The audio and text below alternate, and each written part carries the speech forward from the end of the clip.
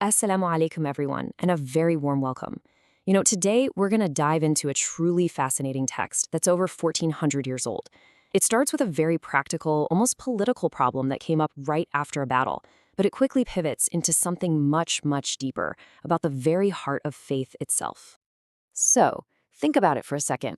After all the hard work, the risk, the big success, what's the first thing that happens? So often, it's the argument over how to divide up the rewards. And that friction, that very human tension over who gets what, well, that's exactly where our story begins. So let's set the stage. We're talking about a real-world, on-the-ground event that actually prompted a divine response. It just goes to show how this guidance was speaking directly to the lives of the people who first heard it. Okay, let's go back in time. The year is 2 after Hijrah, right after the huge pivotal Battle of Badr. Now, this was a massive, unexpected victory, but almost immediately, a heated argument broke out. You had the soldiers who were on the front lines, the ones who did the fighting, and they felt they deserved the spoils.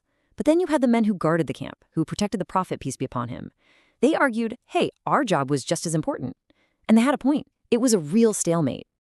And right in the middle of this very human, very messy dispute, a directive comes from above. This isn't some abstract theory. This is the Qur'an responding in real time to a community's practical, everyday problem. And here's the answer that came down. So clear, so decisive. They ask you about the bounties of war. The word is Al-Anfāl. And the responses say the decision is for Allah and the Messenger. Wow. That right there is a complete game changer. You have to understand what a huge shift in thinking this was. In the past, spoils of war were often seen as the private property of the person who captured them. This verse just flips that whole idea on its head. Suddenly, it's not private property anymore, it's public property, to be handled by a central, divinely guided authority. And what's the goal? To completely cut out the envy, the infighting, right at its root. But here's the thing. The ruling didn't come by itself. It was wrapped in this beautiful moral framework. First, fear God, have that deep, constant awareness of Him that we call taqwa. Second, fix the relationships between you, settle your disagreements peacefully. And finally, obey this new policy. It's not just about distributing goods, it's about building a healthy, cohesive community. And this brings us to a really key question. They're arguing about stuff about material wealth, right? So why does the text immediately pivot from that to talking about the condition of the heart? This is where things get really, really interesting. Well, it's because the text is making this profound argument. Rules and policies and laws, they're only as strong as the character of the people who have to follow them. Before you can fix the external problem, how to divide things up, you have to look at the internal state of the believer. So to build that foundation, the Qur'an then paints this incredible inner portrait of what a true believer feels like on the inside. It gives us 3 key qualities. First, when God is mentioned, their hearts are filled with a kind of awe. Second, when they hear His verses, their faith actually gets stronger. And third, they put their complete and total trust in their Lord. Let's just zoom in on that first quality for a moment. The Arabic term is khushu.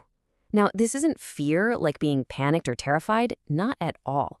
It's this deep, humble, reverent awe, a feeling that makes your heart tremble a little and naturally makes you want to listen and obey. And that third quality, trust, is defined by the powerful concept of tawakkul. And this is so important to understand. Tawakkul is not passive fatalism, where you just sit back and do nothing. No, it's an active trust. It means you tie your camel, you do everything you possibly can, you take every necessary step, and then you place your trust in God for the outcome. Okay, so you have this rich inner state.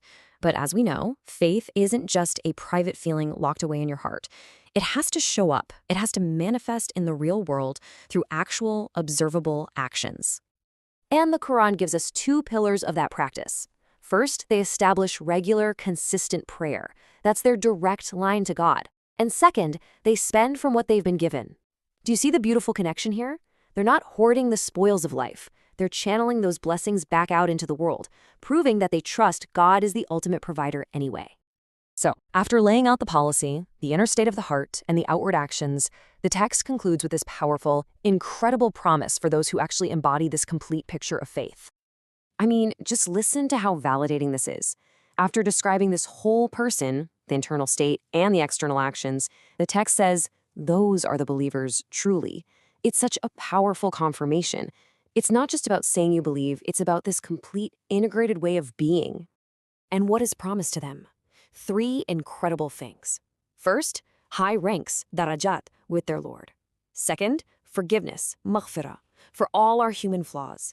And third, a noble provision, rizq karim, which means sustenance that is dignified, that is beautiful, and that is abundant, both here and in the hereafter. So let's just recap this amazing journey we've just walked through. It all started with a practical policy problem: who gets the spoils? But from there, it immediately went deeper, to the heart, to the inner state you need to accept that ruling. Then it showed us the outward actions that prove that inner state is real. And it all culminates in a beautiful, divine promise. It's a perfect roadmap from policy to piety. And that really leaves us with a final, powerful question to reflect on. What happens when we try to apply rules and policies and systems in our communities, in our families, even in our own lives, without first taking the time to check the state of our own hearts? This text seems to be telling us that the foundation is absolutely everything. And that is a powerful lesson for all of us to take away. Thank you so much for joining me.